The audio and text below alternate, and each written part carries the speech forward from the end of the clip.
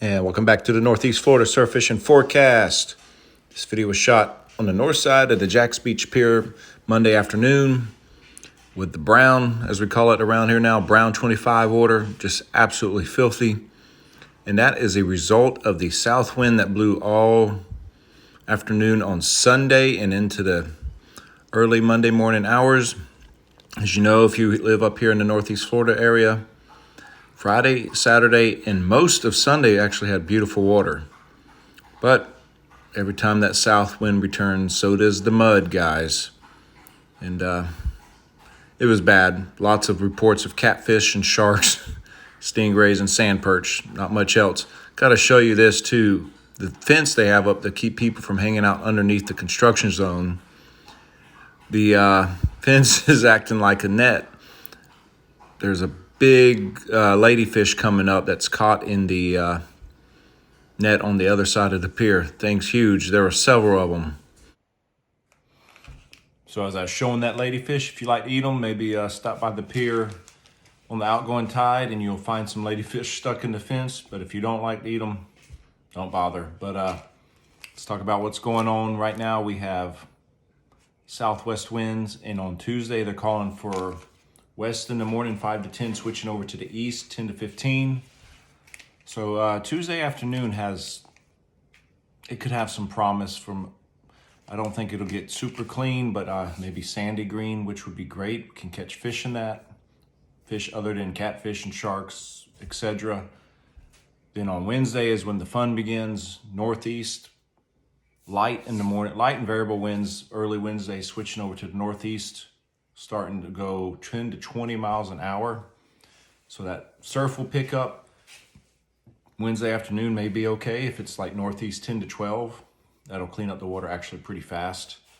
But we do have tides. The low tides are towards the afternoon, so you'll have an incoming tide late each afternoon. So if there is some clean water, say Tuesday, Wednesday with the east winds, it might push it in. Then on Thursday, 10 starts off about 10 to 15 in the morning. That's the forecast. I think it's going to be stronger than that. And by the afternoon, it's going to be 20 to 25 out of the northeast, and which is typical. The Florida Surfcasters tournament is coming up this coming Saturday. And it's like clockwork every year. We get some type of low pressure system northeaster that decides to set up shop right off our coast. So instead of the 2-foot surf, we go to 5 to 6 foot surf. I saw a few forecasts calling 5 to 8 foot.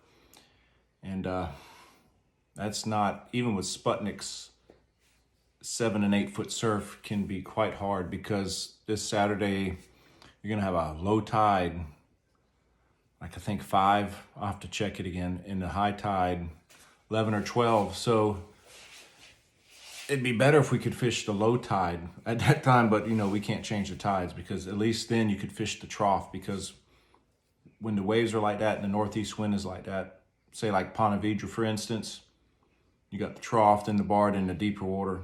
Well, at low tide, that trough with that type of wind is still going to stay pretty full of water, and the whiting will still be in there, as well as drum and pompano. But there's not much we can do. The water temperatures, they've actually dropped here in this area, down to 73 in Jax Beach, down to 72 Fernandina. Only a couple of degrees, but still. When I felt the water today, I noticed a considerable difference from the other day. The Friday, it was quite warm when I got in it, and today I tested it out, and it was had a little bit of a sting to it. Then you go down to Flagler, 76 degrees. I don't know if I can't remember if I mentioned, but they have caught a king off the pier like we were saying. It should be any day now. Their water's 76, so it's prime. If you want to head on down to the pier and hook up a king, now's the time to try. As far as the surf, with dirty water, we know what we catch, but if the water does clean up, the pompano are still here. In fact, they're still catching quite a few pompano in the Crescent area, so they're still headed north. I don't think the main school has even passed through northeast Florida, say the Duval County area yet.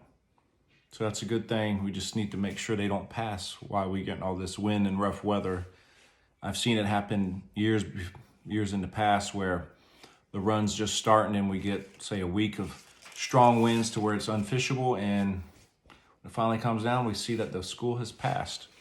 But one thing I will say is on Friday, Saturday, and Sunday, there were a lot of bluefish caught, big bluefish, 12 to 18 inches.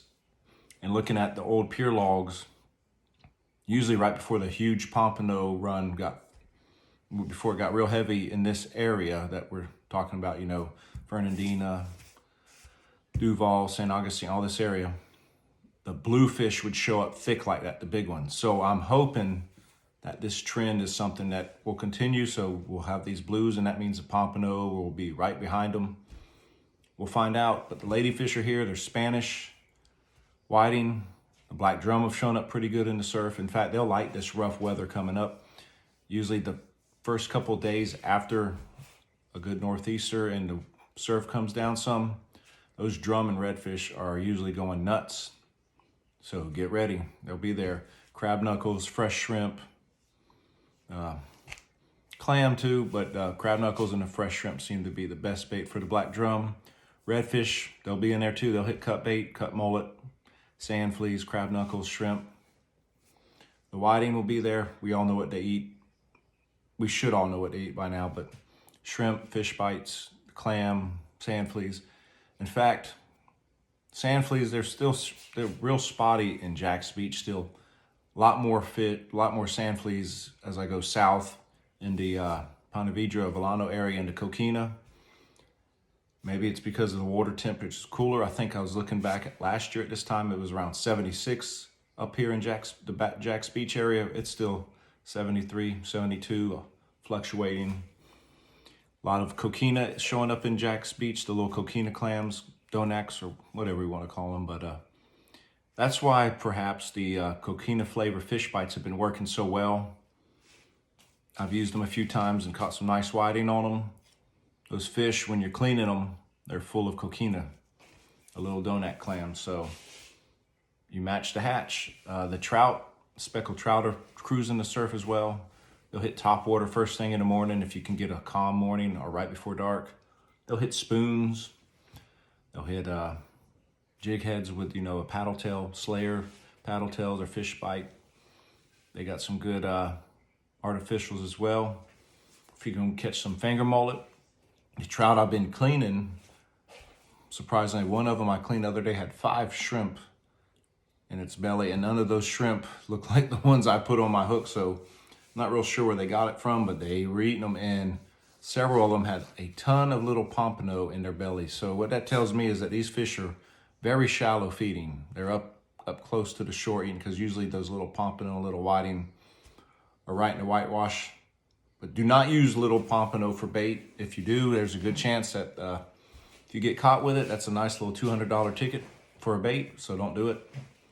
The flounder also showing up along the inlets. Remember, 14 inches they have to be, and you can only keep 5, so that's about that. If the pogies show up, I haven't seen many schools of pogies in this area. Saw one school last week, and it looked like maybe jacks are hitting them. There's some big boils on the outside and a lot of whitewash. I call it whitewash, but it's where the fish are eating them. I think they were jacks. And you got a kayak. Once that water gets a little bit warmer, we're gonna have kings up here, tarpon, the jacks, big reds. Those big bull reds follow the schools of pogies as well. So there have actually been no finger mullet in the surf yet. Only a couple of schools, I say yet, but only a couple of schools I've seen. But what I have seen is a ton of mullet that are probably 8 to 12 inches, and they're hanging. When I was checking out the pier, there's a guy throwing a net, and he was loading his net up with pretty good sized mullet. Too big for flounder bait, but perfect for tarpon and such. May 22nd, that's the next surf fishing seminar next to the Jack's Beach Pier. There's a big parking lot there, so we'll meet and walk down to the pier. Me and Chip, the sinker guy, will be there. We're looking forward to everyone coming. We're going to keep reminding everyone so no one forgets. The last 2 seminars, we've had a few people forget and then miss out. I think right now we got about 70, 80 people coming. So invite your friends. We might have some goodies for y'all. Show up. It'll be from 8 to 10. So let us know if you're coming. Bring your questions. it really helps. Write your questions ahead of time so when you're down there, you don't forget and then go away saying, oh man, I wish I'd remembered to ask that question. This coming Saturday, like I said, Florida Surf Anglers Tournament. I think I'm gonna fish it, but I will wait until Friday to determine if I really want to. My daughter wants to fish it, and we'll see what happens. If it's 5 to 8 foot surf, I don't know that we'll be fishing it, but I know there will be people fishing it anyways. So if you are, you better buy some Sputniks. You're gonna need some Sinker Guy Sputniks because regular old pyramids and storm sinkers will not hold this weekend. Maybe the forecast will change. Maybe it'll change to northeast at 5 to 10, which will be perfect, and everyone will weigh in fish. But if not, oh well. As far as the pier work is coming, they've added the railings on the set of pilings they've put in, and I do believe, from what I was told, they'll be getting in more pilings to start putting them in for the next section of 5. They're still removing debris off the end. They're almost to the very end, so not much more to go, which will be nice. And eventually we'll be doing some live reports from up top the pier where you can really see the water quality. But till that time, we'll keep putting them on Facebook, on YouTube. I have buddy Aaron. He's been going out to Jack's Beach every morning and filming and letting people know what the water looks like, so that helps. If you're on YouTube, you're watching me on my channel. If you have a Facebook, go to Broken Reel 23. Just type that in and it'll pop up. We get a lot of about 20 to 25 posts a day on there with different reports. So it's the place to be if you're on Facebook. And subscribe to YouTube as well. So that's all I got for you. If you got any questions, leave them in the comments. And we'll be back on Thursday with the next weekend report. But we will definitely have some water reports probably tomorrow or Wednesday. Hope to bring y'all some good news on the water cleaning up. Until next time, guys, tight lines.